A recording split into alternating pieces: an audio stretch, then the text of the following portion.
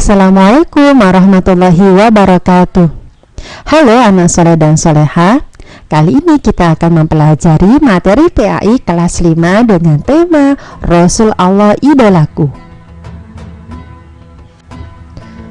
Nabi Sulaiman.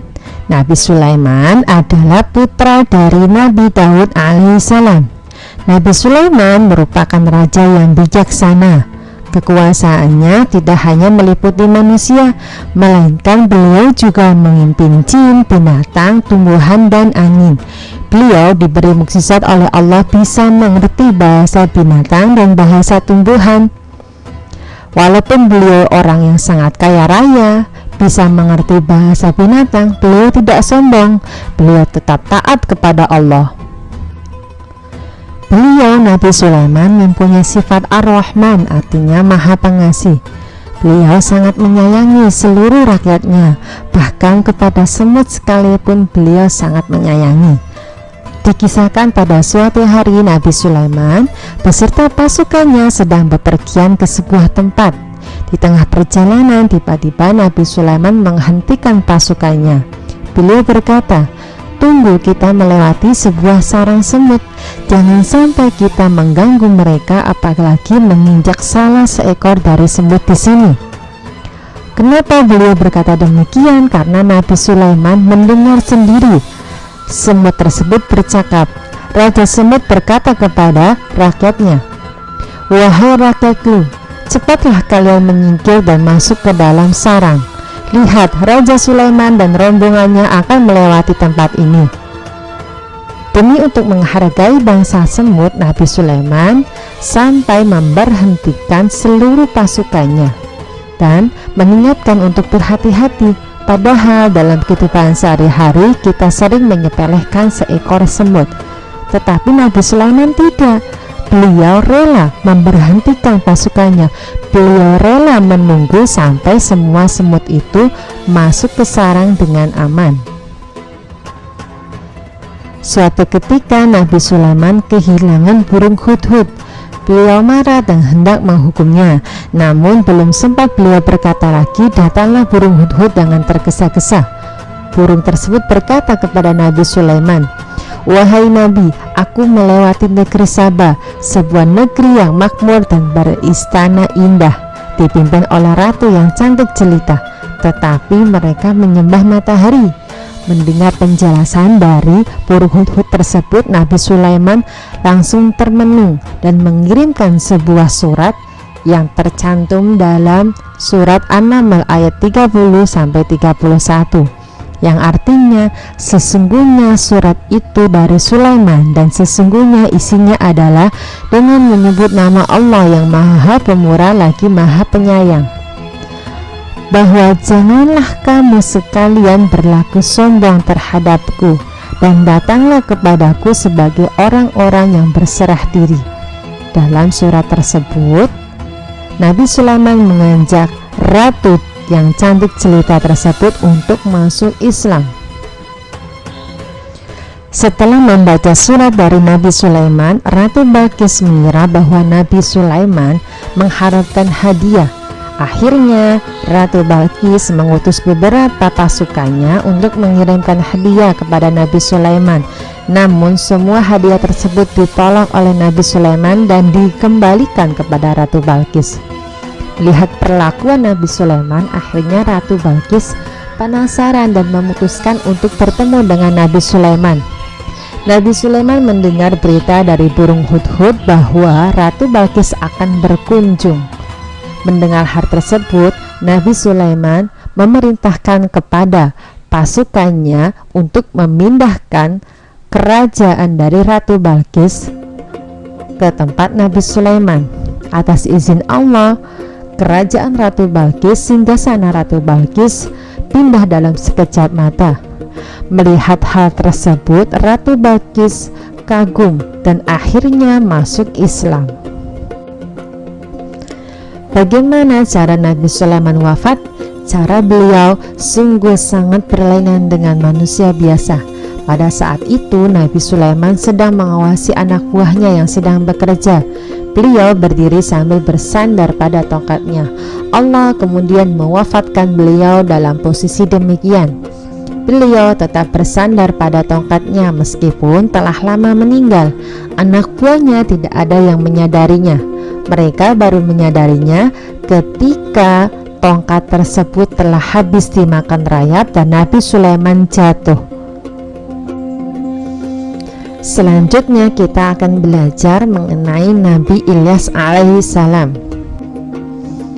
Nabi Ilyas merupakan keturunan keempat dari Nabi Harun.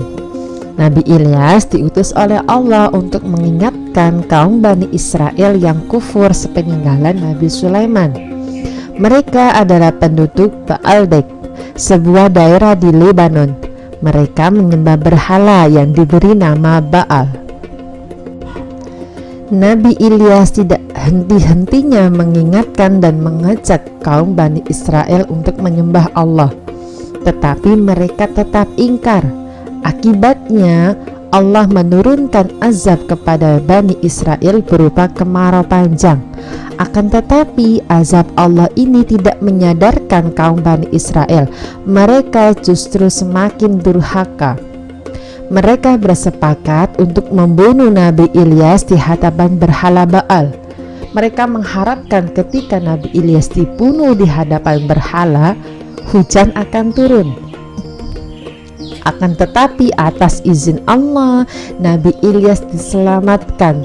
Beliau bersembunyi di sebuah rumah yang di dalamnya terdapat pemuda yang sedang sakit. Pemuda tersebut bernama Ilyasa. Nabi Ilyas mengangkat Ilyasa sebagai anaknya. Beberapa tahun kemudian Nabi Ilyas mengajak Ilyasa untuk menemui kaumnya Bani Israel untuk mengingatkan kembali agar mereka bertaubat. Ternyata kali ini dakwanya Nabi Ilyas didengar oleh kaum Bani Israel. Allah pun mencabut azab berupa kemarau panjang dan melimpahkan kemakmuran kepada kaum Bani Israel setelah mereka bertaubat. Rasul ketiga yang akan kita pelajari adalah Nabi Ilyas alaihissalam. Nabi Ilyasa adalah anak angkat dari Nabi Ilyas. Beliau masih satu garis keturunan dengan Nabi Harun. Sepeninggal Nabi Ilyas, kaum Bani Israel mulai menyembah berhala kembali. Mereka lupa akan azab Allah. Nabi Ilyasa melanjutkan dakwah ayahnya untuk mengajak kembali kaum Bani Israel untuk menyembah Allah. Nabi Ilyasa senantiasa sabar dalam mengajak kaum Bani Israel untuk kembali ke jalan yang benar, yaitu menyembah Allah. Tetapi kaum Bani Israel tetap mungkar. Akhirnya Allah turunkan azab berupa kemarau yang lebih pedih. Banyak tumbuhan dan hewan yang mati, kelaparan di mana-mana. Azab tersebut akhirnya menyadarkan kaum Bani Israel untuk kembali bertaubat, sehingga Allah mencabut azab dan menurunkan rahmat. Namun sepeninggal Nabi Ilyasa, kaum Bani Israel kembali kepada jalan kesesatan dan melupakan ajaran Nabi Ilyasa. Dan yang terakhir, kita akan belajar mengenai keteladanan dari kisah Nabi Muhammad SAW. Nabi Muhammad SAW menjadi yatim piatu sejak beliau masih kecil. Nabi Muhammad sangat menghargai orang yang menyantuni anak yatim. Beliau berkata, "Ana wa kafil yatim fil jannah hakadha." Aku dan orang yang menyantuni anak yatim kedudukannya di surga seperti ini. Beliau mengisyaratkan dengan jari telunjuk dan jari tengah. Artinya apa? Sangat dekat sekali. Barang siapa yang menyantuni anak yatim kelak di surga akan berdekatan denganku. Nabi Muhammad berkata demikian. Nabi Muhammad juga sangat menyayangi orang-orang miskin dan istri yang ditinggal oleh suaminya atau janda. Nabi Muhammad berkata, orang yang mengurusi para janda dan orang-orang miskin seperti orang yang berjihad di jalan Allah. ataupun seperti orang yang sholat malam terus-menerus dan berpuasa pada siang harinya. Itu perumpamaan jika kita mau peduli terhadap para janda dan mau peduli terhadap orang-orang miskin. Nabi Muhammad juga mempunyai sifat peduli yang sangat tinggi.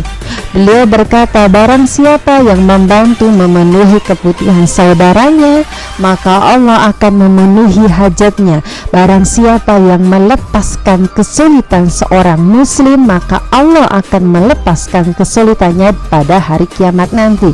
Dan barang siapa yang menutupi aib atau keburukan seseorang muslim, maka Allah akan menutupi aibnya pada hari kiamat. Sungguh luar biasa. Nabi Muhammad adalah salah seorang yang paling baik akhlaknya di dunia ini. Semoga kita sebagai umatnya bisa mencontoh para rasul kita, para nabi kita. Sekian pada materi hari ini, semoga anak-anak di rumah paham dan dapat menerapkannya dalam kehidupan sehari-hari. Wassalamualaikum warahmatullahi wabarakatuh.